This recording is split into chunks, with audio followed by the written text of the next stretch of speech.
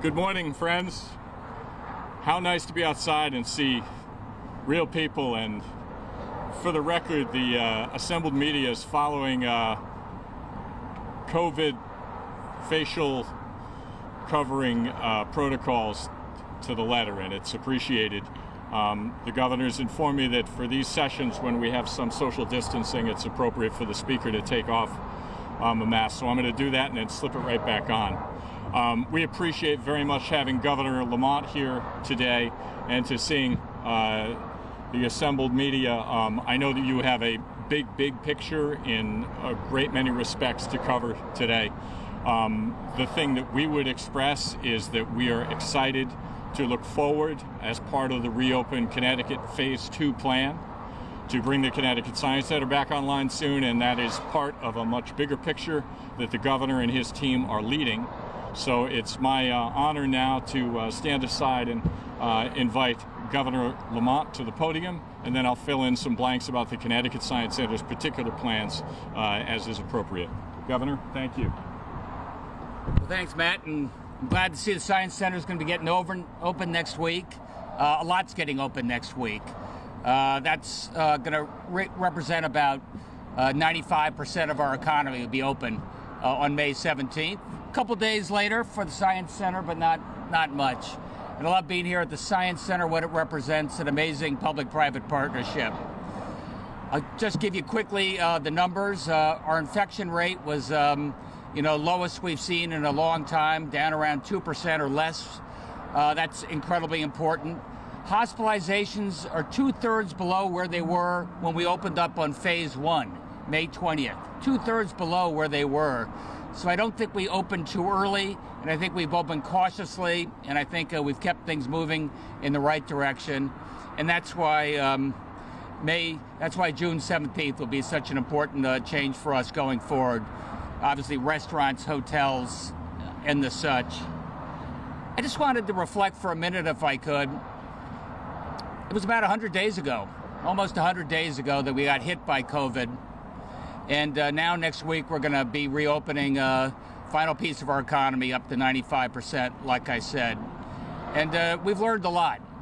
And I just wanted to reflect on that as we think about what could happen in the future, what could happen as a second wave, and just more broadly. I mean, one of the first things when I became governor is I saw a state government that didn't always work together. Everybody was talking about silos and every department, every commission doing their own thing.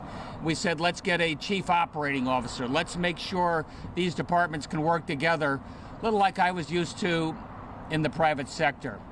Well, COVID sure woke us up to that, because all of a sudden we were having a unified command meeting virtually every day for 60 days. And we had every commissioner, and we had police, and we had the not-for-profits, and we had the hospitals virtually around the table.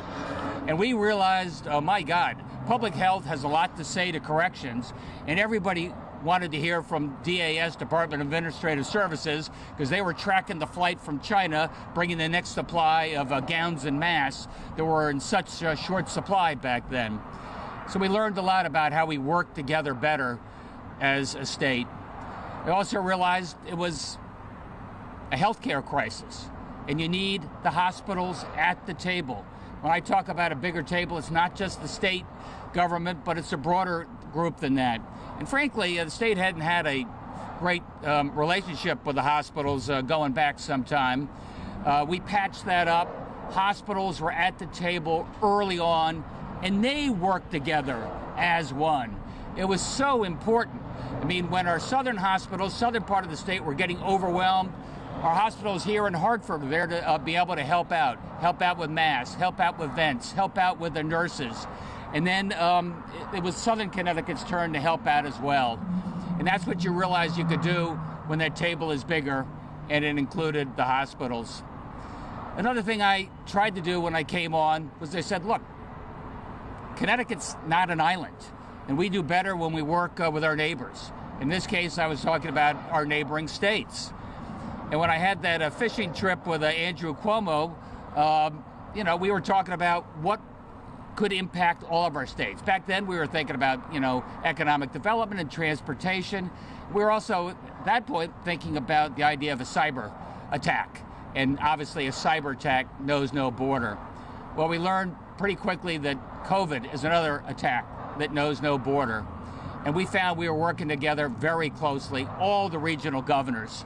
What we had to do in terms of closing down our schools more or less at the same time, although most of the schools have closed down already. You know, Andrew and I and Charlie Baker and I up in Massachusetts wanted to close down bars and restaurants at the same time. We saw them as places where infection can spread and spread quickly. And we did that. And now slowly we are reopening. Obviously we're reopening a lot faster than they are in New York. They're in a different place in the pandemic. But it's very helpful for us to be speaking with one voice. As people say, what's next? What's next in the pandemic? What's next in terms of how we secure ourselves? What's next in terms of schools and phased reopening? And the message coming from the White House is not always as clear as day, you might say.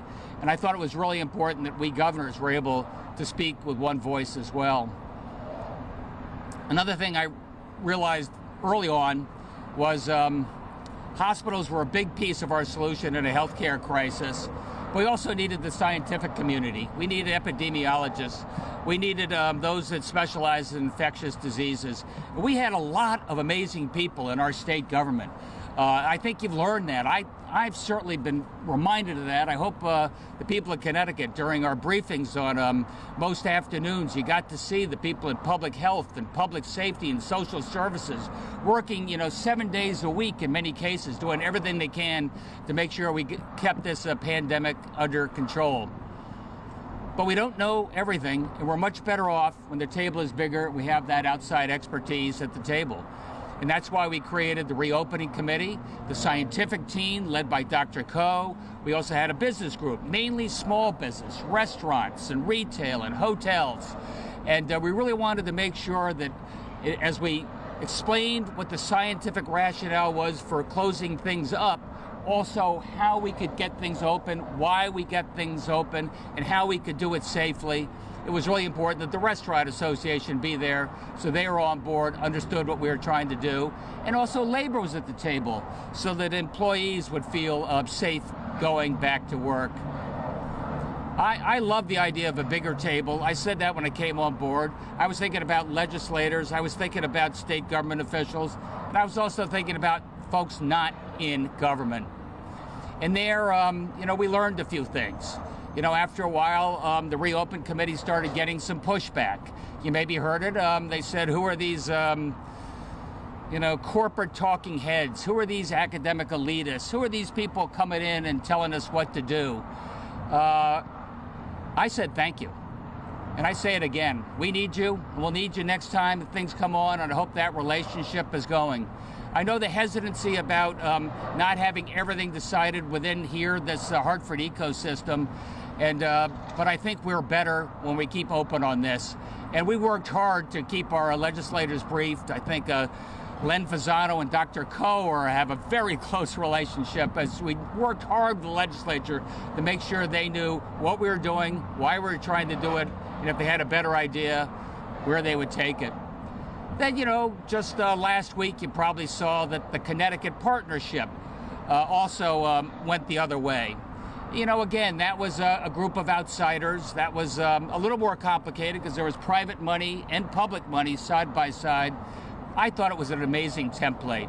I thought we could take $100 million of public resources, turn that into $300 million, and use that with not-for-profits and educators, the legislative leaders, all at the table, making sure we could do more for our kids.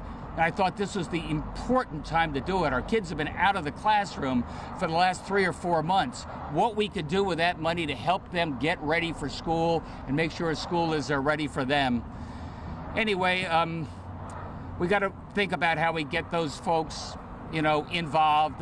Within a week or two of us announcing the partnership, somebody went to the floor of the State House of Representatives and said, who are all these corporate board guys dropping dollars on we peasants?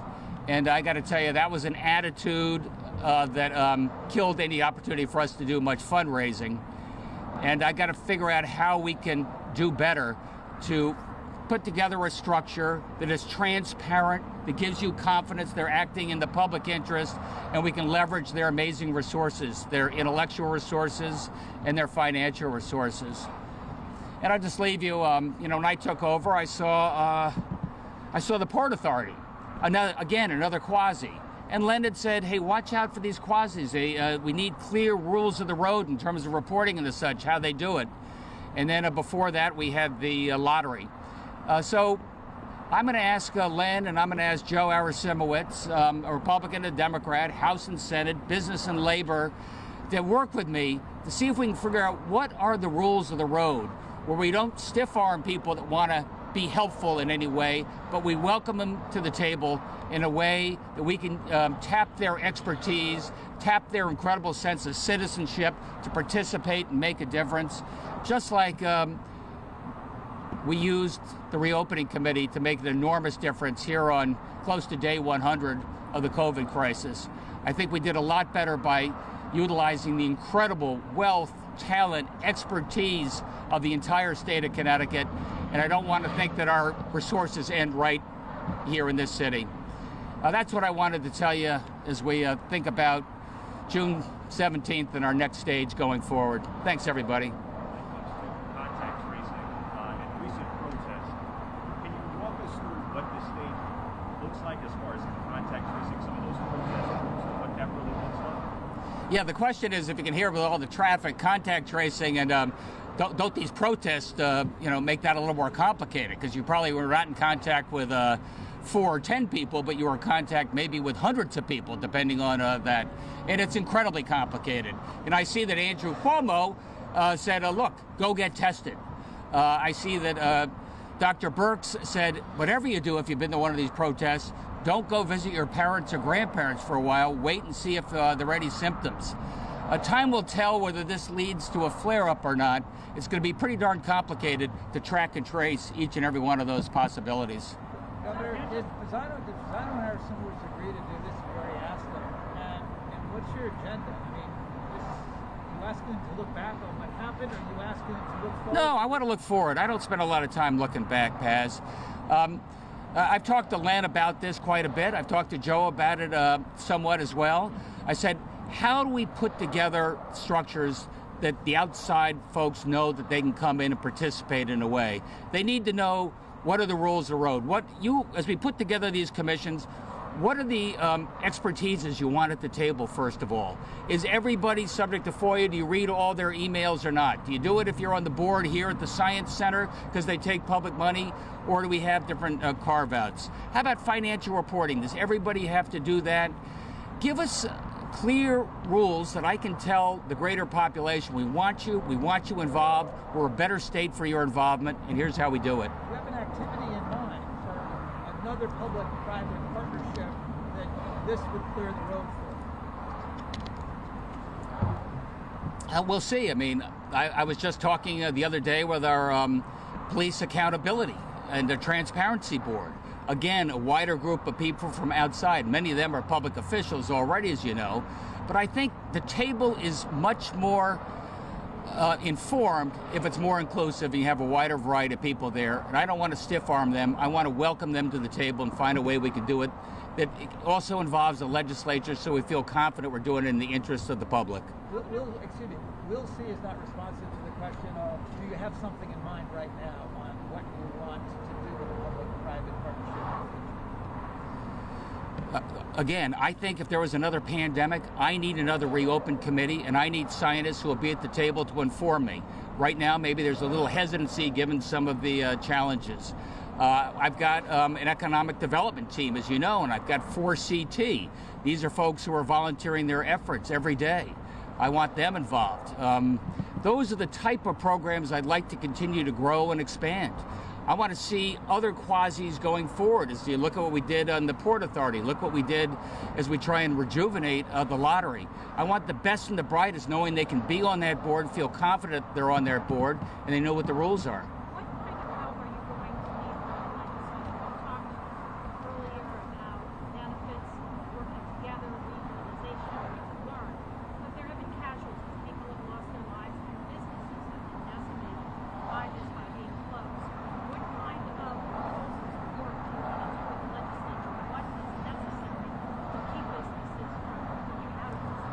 Yeah, so two things. A, I want to see whether the legislature feels comfortable with this concept of public-private partnerships, feels comfortable with the quasis as we've described them, the advisory boards like I had. Obviously, there was some negative comment that got a lot of play, and I just want to get to the bottom of that. Do you feel confident with the structure if it's appropriately set up, or you just really want government to be public dollars and public sector employees? You know, more broadly, it's about reopening. Like I said, you know, Cuomo is reopening next week. He's opening things that we never even closed down here in the state of Connecticut: construction and elective surgery and manufacturing. So I'm doing everything I can with the scientific team, by the way, to give consumers and employees confidence it's safe to go back to work.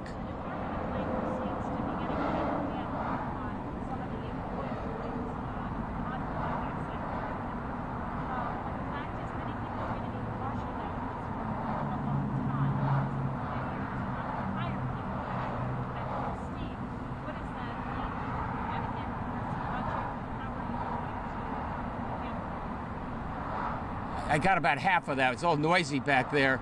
But the look, in terms of a Department of Labor, we processed 580,000 claims, I think it is, which is probably 2 claims for everybody that's actually unemployed. A lot of people have gone back. A lot were on temporary furlough. But we put, I think, $8.8 billion, mainly federal money, out to work right now. But Sue, as you've heard me say a couple times, let's not rely upon the unemployment. Surely let's not rely upon that $600 true-up they've got. That only lasts another 6 weeks. I've got to make sure that people know they've got to get back to work and know that they can do it safely. Do you want to give us an update on the negotiations with labor and their raises? The question is about labor and their raises. Yeah, we've had good discussions. But not productive discussions. I said, look, I treasure the people that are on the front lines, especially those folks that are on the front lines over this last, 90 days. Those folks who couldn't telecommute, those folks who were social service workers, those folks in corrections, those folks who are putting themselves at risk, those folks who, put themselves at risk of COVID. And if you were in the nursing homes, they got a raise. Others, I said, I think you deserve some combat pay. You know, that's how, in my world, the private sector, you delivered. And you delivered a considerable risk to yourself, and you deserve that. But I also said something else, Sue. I said, I can't see giving everybody in state government a raise right now. It's scheduled for June 30th. I appreciate my predecessors. So I'll leave you with this obligation. I would put it off, and I think you should put it off. I think we're in an economy where you've got close to 20% unemployment. I think you're in an economy where you see a lot of people on furlough. You see a lot of people taking, 20% off their paychecks just so they can keep their jobs. And I think that would send the right signal, and that's how we work together. I'm not looking to lay anybody off, but I think that's what you should do. Do you have the authority to do that without negotiation? Can you withhold those raises? No. I've tried. No. I can't find any way that I could do that. What's your leverage? My leverage is right here, right now, talking to people saying, look, I think this is what we put on the table. I thought it made good sense. Combat pay for people that deserve it on the front lines. Others just take a pause, some months, just like I've seen in many other states around the country. No, we don't have a lot of leverage under the contract for another year or so. Governor, with as much as you value public-private partnerships, nursing homes are sort of set up in the same way as private entities receiving some kind of public support and oversight. Is that really the correct structure for a nursing home with all of the problems that we've seen? I'm not sure. That's a really good point. I mean, hospitals, they're sort of public-private themselves, but they stood up. They said, we're going to do everything we can for PPE for our people. It was easier to work. The nursing homes are sort of more independent actors. They're primarily private sector.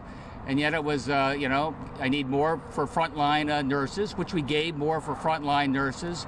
I worried about the infection protocols there. We're doing we did 3 inspections of the nursing homes over the last few months. Now we have an outside group doing as well to make sure that if something happens again in October, November, we're better prepared. Also wanted to ask you, there's a district judge that just came out with a decision basically requiring you to change a portion of your executive order with respect to the fingerprints for the new gun applications. What's your response to that? A, I think we were about to do that anyway. B, every executive order I did was in the name of public health. And at one point, I thought the idea of people going in, fingerprinting was not where we wanted to be. I think we'll be able to work this through since hopefully for now anyway, our infection rate is very low and we're reopening most of these things in the next 8 days. Governor, when it comes to reopening bars, what numbers would you need to see in terms of testing, hospitalizations? Question is about bars and nightclubs. Look, I worry. I mean, I saw what that super spreader in South Korea did, and that represented hundreds of new infections there. And so, my hesitancy, bars, especially inside bars, nightclubs, not great for social distancing, mask is off. So I am hesitant, but obviously I will look at my neighboring states as well to see, all right, I think reality is set in, it's time to open up. We don't have a specific level for the metrics that you want to see for that to happen. I don't have a specific metric per se, no. Are new salons included? Yes. What about state campgrounds? Sorry, go ahead. State campgrounds? I was just going to ask about state campgrounds because some of the private campgrounds have been open since like the beginning of May. I think the state campgrounds, maybe these guys can help me, are July 8th. Not getting much help back here. I think July 8th was the theory because our camps, our parks are going to be pretty overwhelmed this weekend anyway. Camping will be more appropriate after the July 4th weekend. Governor, getting back to your public-private partnership idea, is that something you brought to labor and maybe you would do that with the agencies? That's a little bigger. Do the agencies, what, Department of Social Services, you mean, or something like that? Well, you certainly see what's the most effective way to deliver social services, that's for sure. Governor, we get questions. People want to know what's the rationale if hundreds of people have gathered at Hammonasset, granted spread out. Why the delay until July on when a socially distant graduation takes place? I think we thought, well, first of all, our graduations are up to 150 people on July 6th outside. We made that determination, a week or so ago. 2 weeks ago, we didn't know what June was going to look like, so we were a little hesitant to be more aggressive there. Beaches, we never closed the beaches, as you know. We never closed the parks. We were very clear about 15 feet spacing, blankets and the such. And I think you're right, though. What's the difference between a graduation and a wedding? That's another question you could ask. Well, we just thought a graduation is easier for people to social distance, easier for parents to be there in the background and take it, and we'll get more aggressive thereafter, depending on how it comes out. Anything else you'd like to say? Thanks, Governor. Thank you, Governor. Thanks for the insight on your thinking about the Reopen Connecticut plan. I would just, for the Science Center's part, just say that we have appreciated the collaboration with the Reopen Connecticut team.